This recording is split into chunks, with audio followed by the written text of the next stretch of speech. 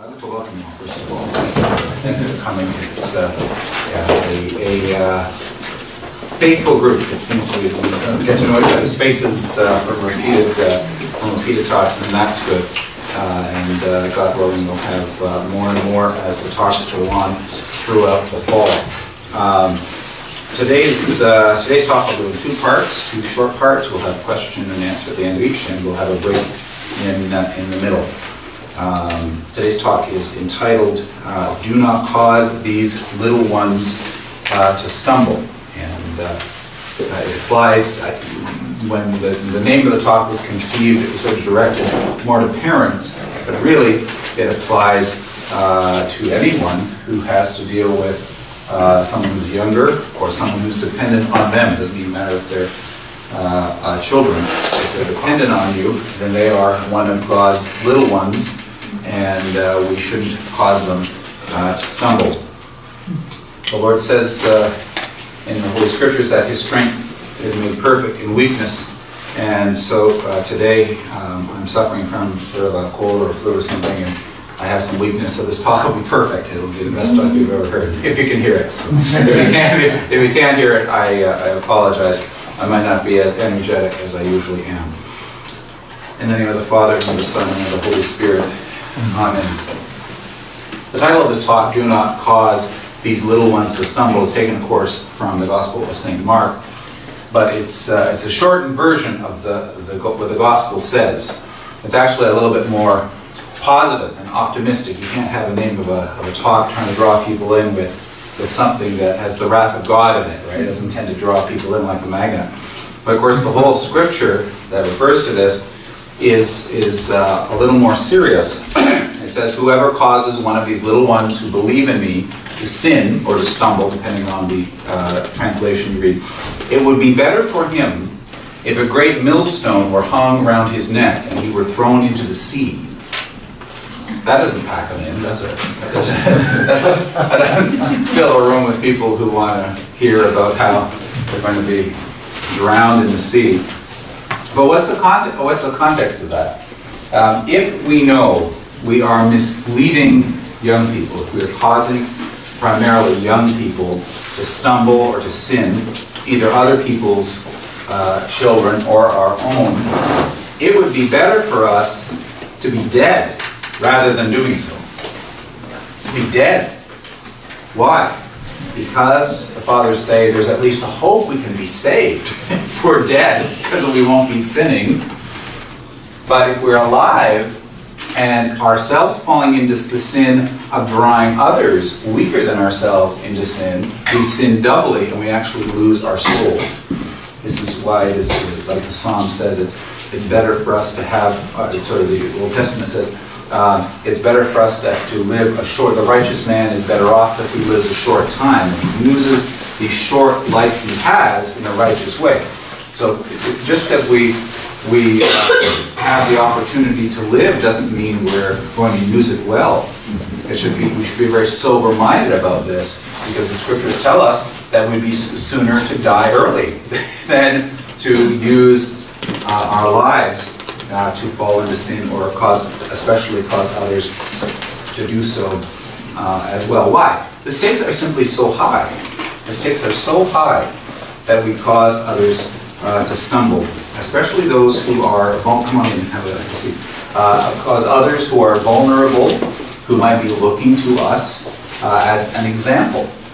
And today, we do live in a different age. Our times today are very different from ages, come on in, have a seat. Our time today is different from ages past. And one of the ways in which one secular author says our times are different is that we don't have as many adults.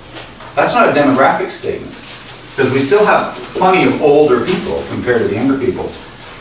We don't have many adults, not in terms of their years or the birth date on their driver's license, but in terms of their level of maturity and what they can offer to other people.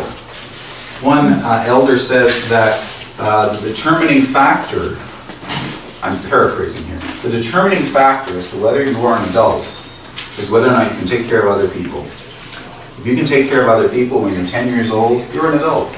If you can't take care of other people at 50 years old, you're still a child because you're still dependent. And so if we're in the position of being adults, being role models, being caretakers, being examples, being guides to these little ones that the scripture speaks of, we have a critical role because they are depending on us for their salvation. Now, that's not saying it's depending on Christ for salvation, but in living in this world, we use earthly things, including earthly role models, examples, caretakers, parents, to guide us to Christ. Right? Christ has saved the world, but we can reject Christ. We can all reject Christ. And so it's the task of any adult who's a role model to draw a child or a young person to Christ. And when we become the stumbling block, they not only have yet another stumbling block, but they lose perhaps the only means they have of finding Christ. Now, God is merciful and will provide other alternatives in His grace. But those are plan B. As parents especially, we are God's plan A. We're His plan A. As godparents, we're His plan A, little one, beside it. We're a cooperative part of His main plan of guiding children to their salvation. Because the world doesn't give, especially today, a whole lot of those kinds of supports. It gives many, many stumbling blocks. It's not a conspiracy. You know, there are those who conspire to steal people's souls, but most of the world just does it without thinking and produces a lot of results that make kids stumble, and adults stumble as well. St. Theophan the Recluse says very famously and quite frighteningly, parenting is everything, either for good or for evil. It's everything. It's everything. And he goes on to say, St. Theophan the Recluse, I love him because everybody reads Unseen Warfare, right? Like that's his big main book, Unseen Warfare, and they go, oh, I love St. Theophan the Recluse. He is so spiritual. He really concentrates on the inner life. Read some of his other stuff. You know he's Russian, okay? He's really tough. He's really tough. And he doesn't let you get away with anything. He's one of the more severe of the Church Fathers. So when he's saying that parenting is everything, either for good or for evil, he's saying by implication that if your children turn out badly, it's your fault. And he's really unwavering about that. He's really unwavering about that. And you think, well, usually it's our fault, right? It's not, it can't be everything. He says it's almost everything. Like it's basically everything. Now, he is not the word of all the Church Fathers, okay? The Church Fathers, this is how we understand our faith. We see what the saints say together. Some saints say other things, and probably most of them would lean in the direction of saying 80 or 90%, and use percents obviously, 80 or 90% of the things that you see in your children are from you, 10 or 20% are from the world and their choices. St. Theophan the Recluse doesn't say that. He says it's you. It's all you. Okay? So, which is why there's a whole school of people in the Orthodox Church who avoid his books. They avoid his books. And they don't sell well. Except for Unseen Warfare, because they're really tough meat to digest. We might want to be king of the world or king of creation. That might be our ambition. If I could just make the world, if I could rule the world for a day, I'd make it perfect. Right? If everyone would just follow my plan, it would be perfect. If I could just change the created world, everything would be cleaned up and running nicely, right? The trains would be running on time. Wasn't there a politician that did that? He had nice uniforms. I don't think it worked out, right? We, in our fallen wisdom, we might like to do this, but we ought to start with ruling wisely over ourselves first, and then we have something to offer young ones in our care. Ruling over ourselves has to come first, because we can't obviously give an example of that which we don't exemplify. We can't hope to see in our children patience if we don't show patience. We can't hope to see in our children not making a lot of noise if we're making noise. right? We can't hope to see in our children an attention to their studies if we don't have any attention to studying things. We can't expect to see in our children pious faith and prayer when there's a crisis, a prayer for some loved one or some person at work or school. If we don't do it, we're going to see in them just what we have. So we have to cultivate that piety, those virtues in ourselves first, and then we have them to pass on to our children. Conversely, whatever stumbling blocks we have in our lives, we will pass on to our children. We will pass on our temperament. We will pass on our talkativeness. We will pass on our tendency to avoid talking about important issues. We will pass on our bad relationships or our lack of relationship skills with members of the family. We'll pass on our tendency to keep grudges, to be angry at people. We'll pass them on. They're an inheritance that we pass on to our children if we do not make every effort to pass on the virtues. Most Orthodox are afflicted with what I've called in the past the immigrant inferiority complex. And the church, although it's in North America, we've changed today, I would say this still afflicts us a lot. This is the idea that we have to work very hard to keep up with the Joneses. We have to keep up with the culture around us, be like the people around us, and succeed on the terms of the people around us. So if the people around us, the people in my kids' class, the people in my workplace, my neighbors, my family, think I'm successful, then I'm successful. And if I'm doing things that they don't think are worthwhile, that don't make me successful, then I'm a weirdo or a loser. Unfortunately, many of us still have, even those of us who were born here, many of us still have a residual idea from whatever old country we come from. If you're from the Mediterranean or you're from Eastern Europe, you'll say, oh, there's only our people. No, talk to some Africans, there's some Indians, there's some Chinese. It's exactly the same. It's exactly the same. So I'm going to succeed by the standards of my new country. It's a very secular idea. And it's an idea that undermines the spiritual life of our children. But even in the secular culture, this is an outdated concept. This is very much a 1950s concept that's still kind of trickling along. However, we now live in a society that is diverse. It's culturally diverse, it's linguistically diverse, and we have diverse lifestyle choices. Right? We always see this in the media.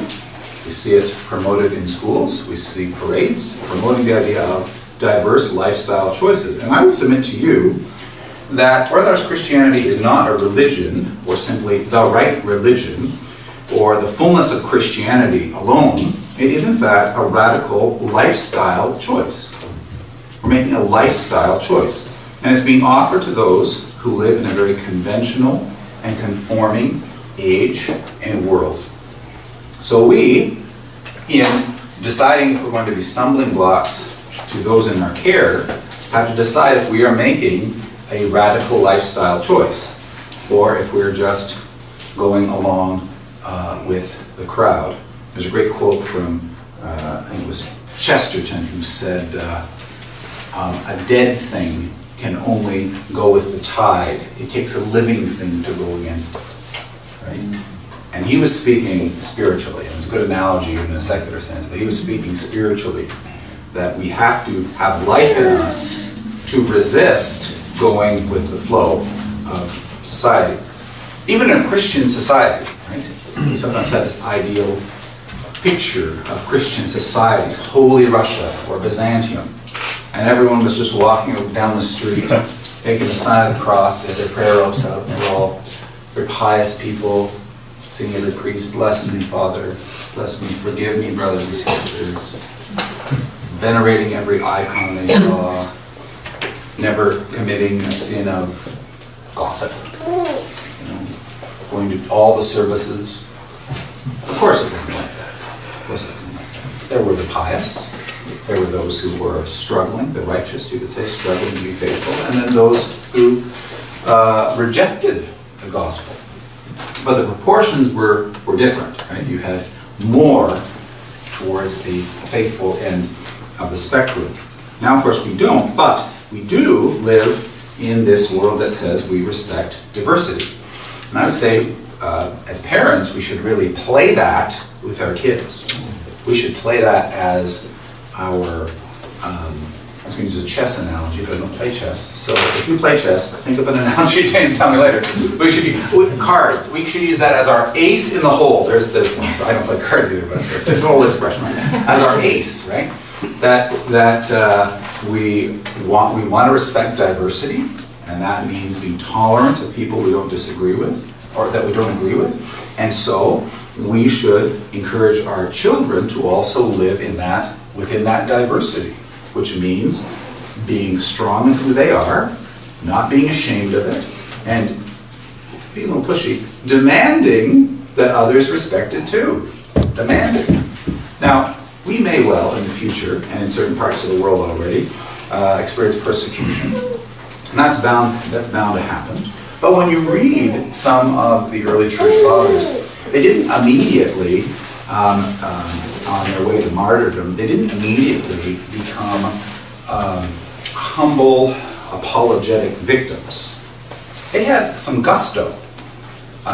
Many of them went into pagan temples and broke the idols. I'm not suggesting you need to do that, right? But we do need to give our kids at least enough gusto to say, you're just demanding that I respect you. You need to respect my faith too. And to give me the room to be different, to be who I am. But we have to exemplify that as parents too, and godparents. And if we are placing ourselves in situations where we're trying to blend in, where we're trying not to offend someone, we're trying not to say the wrong thing, we're trying not to raise the wrong issue, kids will pick it up. Kids will pick it up. And they will adopt that strategy. And it will be very, very hard for them to stand apart from the crowd. In fact, they will seek out the crowd, and they will seek to be a follower of the crowd so that they don't get censured by the crowd. The courage that we hope our children have in the future will come from the way we raise them. One priest monk who gives talks says, raise them from the womb. The way we raise them from the womb. So if your kids are out of the womb already, which most of ours are, we've got catching up to do. That's okay, right? Where there's life, there's hope. St. Paul, in his letter to the Romans, says, do not be conformed to this world, but be transformed by the renewing of your mind. Transformed, or transfigured. Of course, we have the Feast of Transfiguration that gives us that example of Christ being changed visibly to reveal his divinity. All right? He goes up on the mountain with the disciples. He's transfigured before them in great light. The uncreated light of God surrounds him. He becomes transfigured, and it becomes clear that he is not just a prophet, but he is God. It shines from him. Even the icon, you can see the bolts of light, as it were, coming out and knocking the disciples down the hill. It's a wonderful, dramatic icon. This word, actually, transformed or transfigured, is something that we might also hold up as a beacon to young people to use today. Because, of course, the latest issue that's getting attention is the word trans, right? Trans. So we should speak to that word. What does trans really mean? What is a real change as opposed to a costume, right? The real change is that which takes place inside us and comes out of us. Right? If the change actually starts, we become different from the inside, and that affects what we look like on the outside. It affects how we behave on the outside. But if we don't want to mislead people, we have to, that's the revolutionary slogan, be the change we want in the world, right? We have to be Orthodox Christians in order to show them a beacon of what that looks like. We have to be in the process of being transformed. There's a temptation, for those of us who came to the Orthodox Church in adulthood, we can be very critical of those who were raised in the church because we say, oh, they've kind of stagnated. They've kind of stayed where they were, right? They were raised in the church, they kind of come to a certain plateau, and that's it, right? They're just living the way they've always been living. And we're the ones who are really paving the way, sort of pioneering the way of the real spiritual life. That lasts for about 5 years, that certain level of energy. But then we also fall into habits. We lose our enthusiasm because we run on enthusiasm often when it comes to spiritual things. Enthusiasm is a fuel that is expendable. The power of Christ is a fuel that is not expendable. If we find ourselves spiritually tired or spiritually discouraged, unable to speak about our faith, and unable to drag ourselves to say our prayers, that probably means, as my spiritual father once said to me, that we're relying too much on ourselves. Our children will pick up that pattern. If we're relying too much on ourselves and not on God, we will transmit a false pattern of behavior to our children. And they will pick that up as Orthodox Christianity. And later they'll reject it because it's false. It's like the atheists. What God did the atheists reject? Is it the God of the Orthodox Church? No. It's like a Calvinist God that's ready to throw lightning bolts at you and judge you and send you to hell, right? I reject that too. I disbelieve in the same God as the atheists disbelieve in. That's not the true God. Right? It's not the true God of the history of the world. Right? We have to convey, though, as parents, not a false picture of who God is, because that is a stumbling block.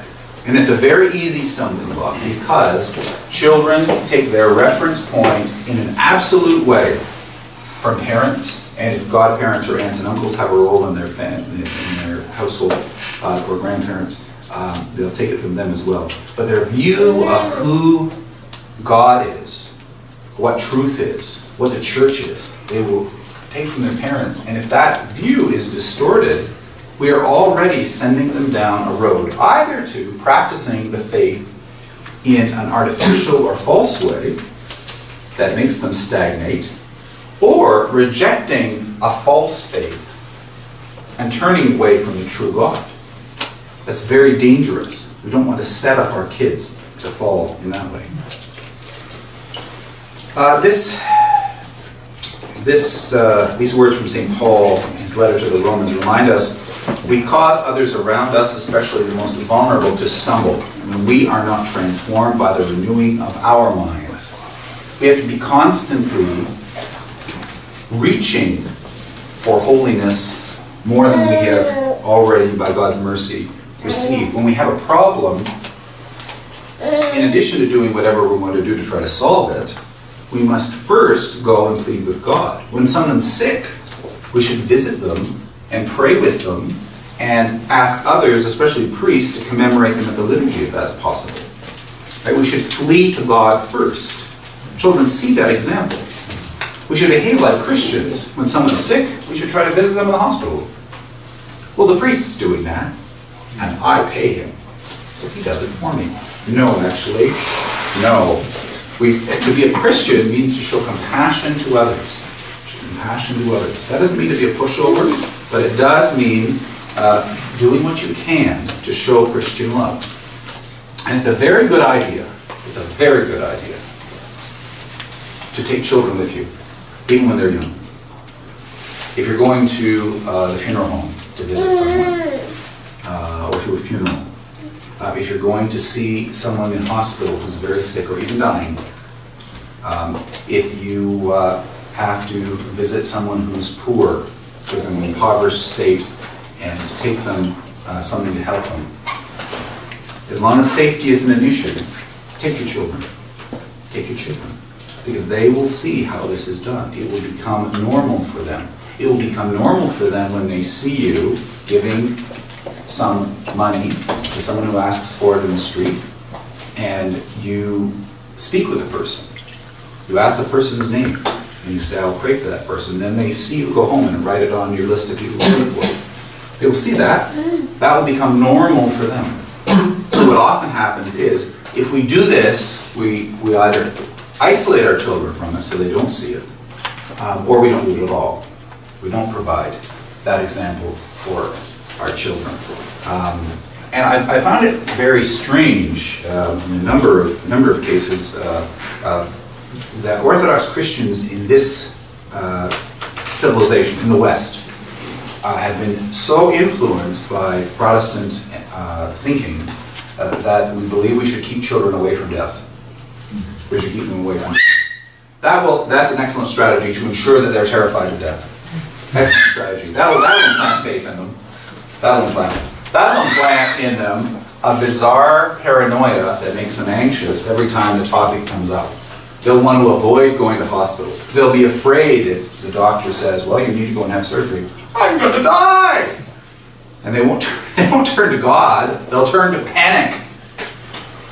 That is a stumbling block that we very, very frequently place in front of children in our society. And Orthodox people do it in spades. Absolutely in spades.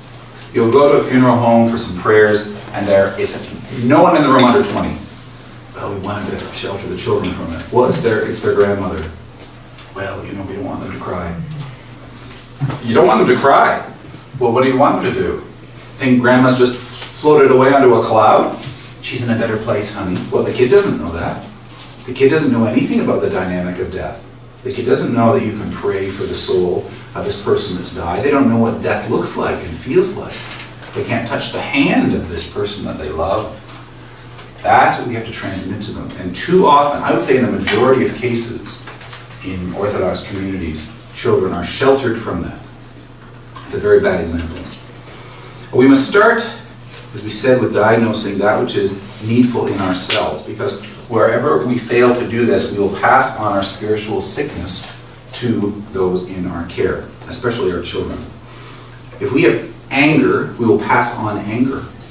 If we have anxiety problems, guess what? We'll pass on anxiety problems. If we have issues between us and our parents that aren't resolved, or we're not in the process of trying to resolve, our children will have those difficulties with us. If you don't believe it, wait 20 years. I don't want to prophesy bad things, right? That's what Jonah got all upset about, that he prophesied something that didn't come true. We should, when we say something bad's going to happen and it doesn't, that's good news, right? But if that's an issue that afflicts your family, you need to resolve it to the extent that it's possible for you. You can't make other people do what they are unwilling to do. You resolve it to the extent, prayerfully resolve it, over time, over many years, to the extent that it is possible for you. Pray for the other people involved so that God will speak to their hearts and that they will participate in trying to resolve it as well. And then we pass on less poison to our children. Bad relationships with the opposite sex. That starts with our spouse, by the way. Respectfulness towards our spouse. Asking forgiveness of our spouse. We have to become very, very good at asking forgiveness. It takes some time. Some of us have many, many opportunities to ask forgiveness. Many, many opportunities. We have to take those opportunities. That is a good example to children.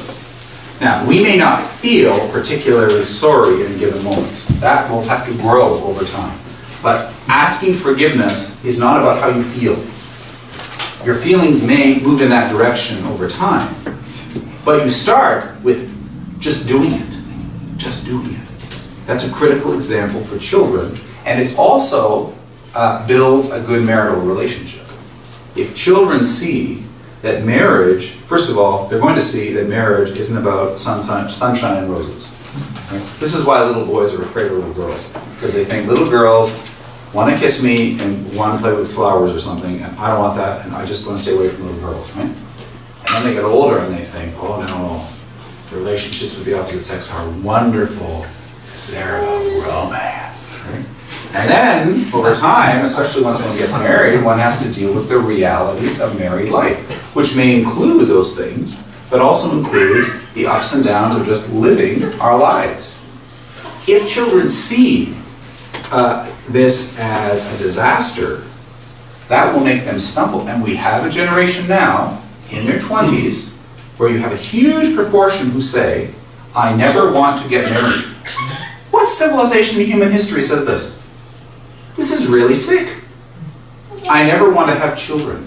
I never want to have children. Okay, this isn't just one or two people that had a terrible situation. Oh, my mother murdered my father. I don't want to have children because it was too tragic, right? If somebody said that to you, you could say, okay, right? But that's not the case. These are people who lived in otherwise normal households. Perhaps there were marital problems, perhaps there was a divorce. But they bear with them these wounds that have made them stumble in terms of living a normal, mature life, being able to build relationships with a member of the opposite sex and marry. I mean, what do you think afflicts so many of the young women that suddenly say they experience same-sex attraction? There's an emptiness, and it has to be filled, and it becomes confused at the adolescent level, or at the adolescent age. And so they seek that kind of comfort. That's a whole other talk. It's a very important theme. But we who are in a position of role models can help to fill, and should, that's our place, to fill that empty space. God puts us in positions, parents, to do that. We can never take the place of God, but we can lead young people to the point where they can, as it were, get off our train, get off our bus, and get onto God's bus, and go from there in the hands of God. Our fears, as parents, we can transmit to our children our fears of things. If we had some bad experience, I never let my kid go to the mall. You know what happened to the mall? It happened to me. It happened to me. Right? I never let my 18-year-old speak with members of the opposite sex. Not natural. Why isn't it natural? Because do you know what happened when I was 18? That is transmitting our fears to our children. We can't let our actions and our decisions be shaped by fears. The Lord says perfect love, he's talking about perfect love of God, casts out fear. That doesn't mean we should be fools. Okay? I don't think you should let your teenage daughters wander around the shopping mall by themselves either. Okay? I'm not suggesting that. We have to be very shrewd. We have to be as wise as serpents, which means we have to understand the way the evil one thinks. And he's busy. We have to be very shrewd about that. At the same time, we cannot let our fears simply be transmitted to our kids. The fear of academic failure is huge. I once did a talk with a large number of Orthodox university students. And they were all taking notes. They were really keen. They were taking notes on this talk. And I said, I'm not sure it's that good. Right? Writing it all down, right? I said to them, just put your pens down. And I want you to think, okay, you're getting a test back. And you expected to get an A on the test. And you'll be really disappointed if you get a B. And you've just got the test back. And you got a D. Or an F. You failed. You show them the fear in their faces. Why? Because the fears of the parents have been transmitted to them that the greatest failure you can have in this world is academic. The problem with that reasoning is that many of the saints couldn't read, right? So you may gain the whole world academically and lose your soul. That's not what we need to transmit to young people. They've got enough of that from society. That does not mean lowering your academic expectations. It simply means approaching the question differently and calmly, and not imparting fears to the child. Final exams are not the judgment seat of Christ. They're final exams. Those two things are different. And we do send a spiritual message when we say that these are similar. Because, what does it say about the judgment seat of Christ? That it's a final exam. Have you studied? Have you done everything? Have you done everything? Because if you haven't, God's going to get you. You see why that's spiritually dangerous? And unfortunately, in the modern world, we put so much of an emphasis on education, which isn't a bad thing, although our education system is very flawed and it doesn't produce the results that other countries do. We put so much of an emphasis on this that we give it spiritual properties. We convey to our children that success in education has a spiritual reward. The problem? It doesn't. It has an earthly reward if approached properly. It doesn't have a spiritual reward. High levels of success are not correlating with high levels of salvation. They are correlating with high levels of suicide, if you look at the Japanese school system. Our approach has to be a Christian one. You can ask some questions about that if you like. To renew our minds takes years of labor. We have to start now, and our daily habits are critical. We are never in a perfect position, by the way, to take on the responsibility of caring for others. You get some young people saying, oh, I don't want to get married. I'm only 28. I don't want to get married and have kids. I'm not ready to take on the responsibility. Well, what do you think will make you ready to take on the responsibility? And if we impart to our children that they have to be perfectly ready to take on any challenges, they won't. They will live in fear. And they also will not have faith in God. This message, this secular message, believe in yourself. Believe in yourself. Have faith in yourself. Be proud of yourself. It's not a Christian message. We don't believe in ourselves. We believe in Christ. We can recognize that we have certain skills. We're good at certain things because God has given us certain gifts. You know, some of us are good at music. Others are not. That's just a realistic way of looking at ourselves, right? But that doesn't mean we believe in ourselves. We don't have faith in ourselves. We can recognize calmly what we're good at, and we can have some calmness about that. That's maturity, right? But that's not believing in ourselves. We must always believe in Christ. We have to convey to our children that that is where our faith needs to be. I'll just finish up with this. One area in which we inevitably make children stumble are the things that we value most, our priorities. If you want to, I've said this before in other talks, but it's very plain to us if we look at our day timer, if you have a day timer of any sort of written or electronic one, a credit card statement for a month or two, and a checkbook. Your priorities will become very clear to you. And those are the priorities that you are conveying to your children. So there's your homework assignment. Go home, look at your daily schedule for the month, your credit card, if you have a credit card, your credit card statement, and your checkbook, to whom you're making the checks. That will tell you where your priorities lie. St. Nikolai Velimirovich says in his beautiful Prayers by the Lake, he says, the accomplices of Herod. Accomplices of Herod. Must be good people, right? They have usurped their crowns, in other words, stolen their crowns, and placed them blood-stained on their heads, and they worry about their crowns most of all. If we are wrapped up in getting earthly things and conveying that message to those in our care, we will convey to them that the most important thing is to take care of that which you brought. This is, of course, the problem we have in the West. We spend a lot of time securing what we have. And we have so much, we have a lot to secure, right? I got contacted by an Orthodox Christian who works in the school system who was concerned they wanted to raise something that was a moral issue that clearly went against the values, not just of the Christians in the school, but a whole lot of other people as well. But they were concerned, they were afraid, if they did that they would lose their job. And I said, how are you going to lose your job? They're not going to like you. You've got a big union. If you hit a kid with a stick, you wouldn't lose your job, which would be wrong. But your job is very secure, yet you have this fear. Why? Because you are protecting that which you've acquired. You don't want to lose the cow, as my mother would say. You don't want to lose the cow, because the cow keeps giving you milk. You don't want to lose the goose that laid the golden egg, because you want those eggs to keep coming. The more we have, the more we will become paranoid about losing that which we have.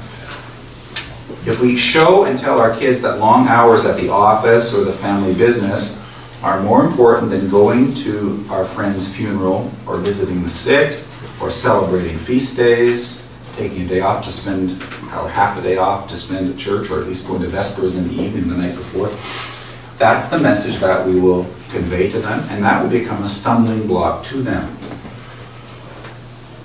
If we find it hard, I'll just end with this, if we find it hard to imagine ourselves or our family giving their life, if they were faced with an Islamic terrorist who said, "Deny Christ or I'll kill you." If we find it too hard to imagine that, but we still find it rather easy to imagine ourselves giving up all sorts of everyday spiritual responsibilities that every generation of pious Christians would have taken for granted and do, then we can immediately understand the crowns for which we are willing to fight.